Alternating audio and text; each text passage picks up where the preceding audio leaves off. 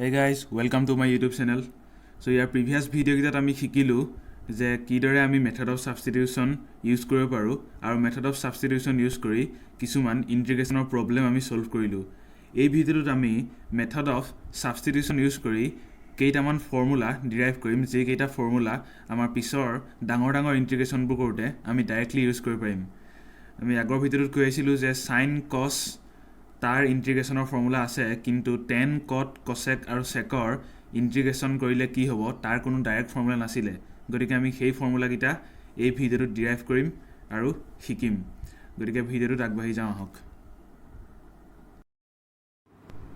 so ইয়াত আমাৰ direct formula আছে integration tan x dx is equal to log of modulus sec x plus c গতিকে tan x ৰ ইন্টিগ্ৰেশন কৰিলে আমি log of sec x পাম গতিকে এইটো আমি কেনেকৈ পালো বা ইয়াৰ ডেৰিভেশনটো কৰ পৰা আহিল বা ইয়াক যদি প্ৰুফ কৰিবলৈ দিয়ে কেনেকৈ কৰিম আমি চাই যাওঁ হক সো ইয়াক প্ৰুফ কৰিবলৈ হলে কথা একেটাই আমি ইন্টিগ্ৰেশনটো i ধৰি লৈছো so let i is equal to integral tan x dx so আমি tan x ৰ ঠাইত sin x by cos x লিখিব পাৰো ইয়াত sin x by cos x dx কৰি দিলো এতিয়া আমি ইন্টিগ্ৰেশনটো সহজ কৰিবলৈ হলে আমি আগৰ problem board koi aisilu substitution so yato method of substitution use krim yat kilom yat cos x ok ami substitute krim let t is equal to cos x then ami dt jagat minus sin x dx likhibo parim karon cos x ok differentiate korile minus sin x hoy okay so sin x dx or jagat ami minus of dt put koribo parim ঠিক আছে simple method of substitution use কৰি আমি ইয়াক proof কৰিব পাৰিম okay so কোৱেশ্চনটোত আছে sin x dx ৰ জাগাত আমি মাইনাস অফ dt পুট কৰিম আৰু cos x ৰ জাগাত t পুট কৰিম এতিয়া মাইনাসটো আগলৈ গুছি আহিব আৰু ইন্টিগ্ৰেশন dt ডিভাইডেড বাই ইন্টিগ্ৰেশন dt ডিভাইডেড বাই t হ'ব log of modulus t ইয়াৰ আমি ডাইৰেক্ট ফৰ্মুলা শিকি আহিছো So ইয়াত আমি t জাগাত যেহেতু t is equal to cos x ধৰি লৈছিলো ইয়াত আমি t জাগাত cos x পুট কৰি দিব পাৰিম ডাইৰেক্টলি ওকে কিন্তু কথাটো হ'ল যে আমাৰ আনসাৰটো log of sec x দিয়া আছে so minus of log of cos x আছে ইয়াত মানে modulus cos x সো লগৰ আগত মাইনাস থাকিলে কি লগৰ আগত মাইনাস থাকিলে that means -1 এটা মাল্টিপ্লাই হৈ আছে আৰু লগৰ আমি প্ৰপাৰ্টিৰ পৰা জানো যে -1 টো মাল্টিপ্লাই হৈ থাকিলে হি ইয়াৰ পাৱাৰলৈ গুছি যাব অৰ্থাৎ লগৰ ভিতৰত যেটো আছে তাৰ পাৱাৰ হৈ যাব আৰু পাৱাৰ হোৱা মানে এইটো ঠিক আছে so cos x sorry inverse that means 1 by cos x 1 by cos x ৰ ভ্যালু আমি sec x বুলি জানো সো ইয়াত sec x পুট কৰি দিম আৰু আমাৰ আনসাৰ আহি যাব ঠিক আছে ইয়াৰ পৰা গম পাই গলো যে ইন্টিগ্ৰেশন tan x dx is equal to log of sec x plus c so এটো এটা আমাৰ ফৰ্মুলা ডিৰাইভ হৈ গল নেক্সট ফৰ্মুলা আমাৰ ইন্টিগ্ৰেশন cot x dx is equal to log of modulus sin x plus c so এই ফৰ্মুলাটো কেনেকৈ proof কৰিম আগৰটো যেনেদৰে প্ৰুফ কৰিছিলো এইটো ফৰ্মুলাও তেনেদৰে প্ৰুফ কৰিব পাৰিম ठीक है let I is equal to cot x dx integration cot x dx और cot x ok আমি cos by sin কৰি দিম cos x divided by sin x আৰু আমি সদায় এনেকুৱা কেছত ডিনোমিনেটৰটো সাবস্টিটিউট কৰিম let t is equal to sin x then dt is equal to cos x dx হ'ব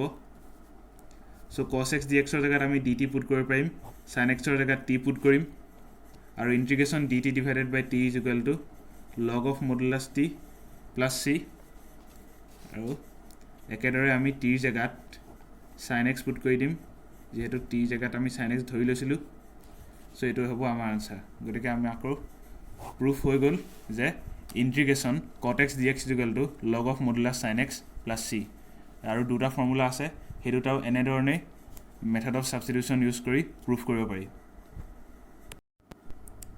ওকে সো আমাৰ next formula hall ইন্টিগ্ৰেশন sec x dx is equal to log of modulus sec x plus tan x plus C ঠিক আছে so এই ফৰ্মুলাটো আমি মনত ৰাখিব লাগিব আৰু এই ফৰ্মুলাটো প্ৰুফ কেনেকৈ কৰিম আমি একেদৰে কুৱেশ্যনটো লিখি ল'লোঁ এতিয়া আমি জানো যে sec x ৰ তলত অৰ্থাৎ ডিনমিনেটৰত আমি 1 এটা আছে বুলি ধৰি ল'ব পাৰোঁ সো আমি নিউমাৰেটৰ আৰু ডিনমিনেটৰ both সাইডে sec x plus tan x multiply কৰিম যাতে আমাৰ প্ৰবলেম সলভ কৰোঁতে ইজি হওক ঠিক আছে এতিয়া নিউমাৰেটৰটো আমি সিম্পল কৰিম ব্ৰেকেট খুলি দিম এনেকুৱা হ'ব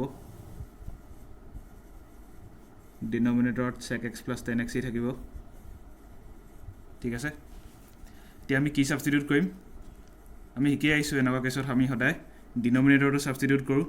কাৰণ ডিনমিনেটৰটোক যদি আমি ডিফাৰেন্সিয়েট কৰো তেতিয়া নিউমাৰেটৰটো obviously পাই যাম দেখাতে গম পাইছো so let t is equal to sec x plus tan x then dt is equal to ddx of sec x is equal to sec x tan x or ddx of tan x is equal to sec square x ঠিক আছে dx এটা multiply হৈ থাকিব okay জিকন আমি তাৰ আৰু next আমি problem direct put কৰি দিম so sec square x plus sec x tan x dx ৰ জায়গাত আমি ডাইৰেক্টলি dt পুট কৰিব পাৰো আৰু তলত যেটো ডিনমিনেটৰত sec x plus tan x আছিল তাৰ জায়গাত t ধৰি লৈছিলো সো আমাৰ ৰিজাল্ট আহি গল ইন্টিগ্ৰেশন dt by t is equal to log of modulus t plus c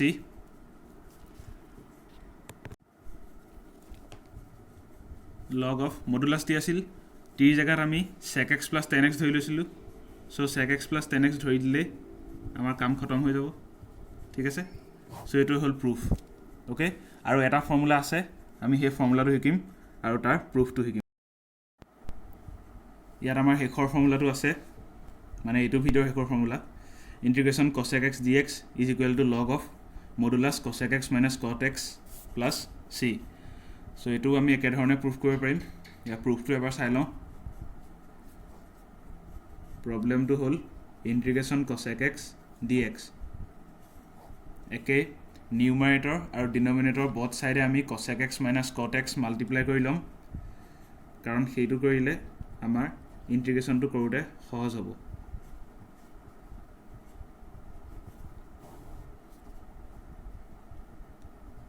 cosec x minus cot x both side multiply কৰিম ঠিক আছে এতিয়া আমি নিউমাৰেটৰটো ব্ৰেকেট খুলি দিম so cosec square x minus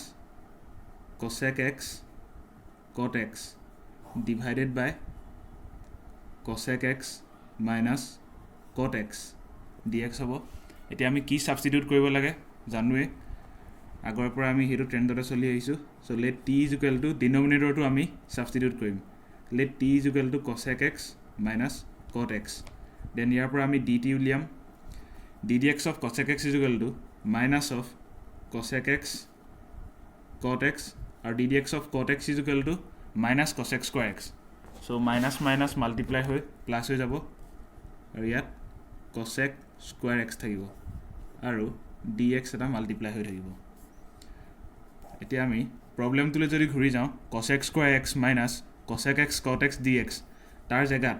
আমি ডাইৰেক্টলি dt পুট কৰি দিব পাৰিম আৰু তলত যেটো আছিল cosec x minus cot x তাৰ জায়গাত t পুট কৰিব পাৰিম যেটো আমি ধৰি লৈছিলো আৰু ইয়াৰ ইন্টিগ্ৰেশন কৰিলে log of modulus t হ'ব সিম্পল কথা t জায়গাত আমি cosec x minus cot x put কৰি দিলে আনসাৰ পাই যাম ওকে সো এটো ফৰ্মুলা প্ৰুফ হৈ গল গতিকে আমি এই ভিডিওটোৰ পৰা চাৰিটা ফৰ্মুলা শিকিম সো ফৰ্মুলা কিটা হল first formula integration tan x dx is equal to log of modulus sec x plus c second integration cot x dx is equal to log of modulus sin x plus c third integration sec x dx is equal to log of modulus sec x plus tan x plus c and fourth integration cosec x dx is equal to log of modulus cosec x minus cot x plus c এই formula কিটা আমি as it is মনত ৰাখি থব লাগিব আৰু ইয়াৰ পিছত কিছুমান প্ৰব্লেম কৰোঁতে আমি এই ফৰ্মুলাকেইটা ডাইৰেক্টলি ছল্ভ কৰিব লাগিব পুট কৰিব লাগিব অ'কে চ' এই ভিডিঅ'টো ইমানলৈকে আছিল আমি নেক্সট ভিডিঅ'ত ট্ৰিগনোমেট্ৰিক ফাংচনৰ কিছুমান ইণ্টিগ্ৰেশ্যন কেনেদৰে কৰে বা সাইন কছৰ ৰিলেটেড পাৱাৰ থকা ইণ্টিগ্ৰেল কেনেকৈ কৰে আমি তাক শিকিম এই ভিডিঅ'টো কেনেকুৱা লাগিল জনাব থেংক ইউ ফৰ ৱাচিং